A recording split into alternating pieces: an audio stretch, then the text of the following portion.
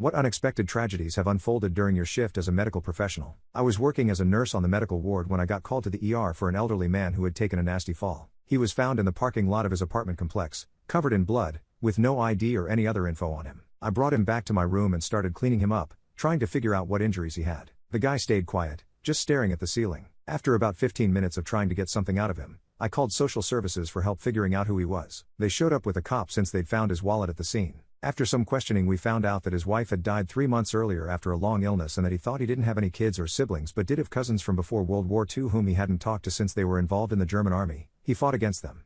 While social services looked into finding his family, I kept cleaning him up and it became clear something else wasn't right. Turns out he'd lost most of his memory except for one thing: his name, which he kept repeating over and over, Peter.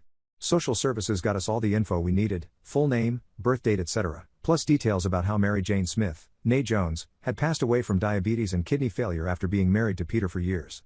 But why was Peter bleeding outside his apartment building? There were no witnesses or signs of a fight, so we were all stumped until Peter started talking again after hours of silence. He said it was important to Mary Jane that her husband and kids be around her when she died, so she put it in her will that Peter's body be donated once she passed away so others could benefit from organ donation. But due to delays locating family members, this couldn't happen anymore, which is why poor Peter ended up in our morgue until decisions could be made about what would happen next.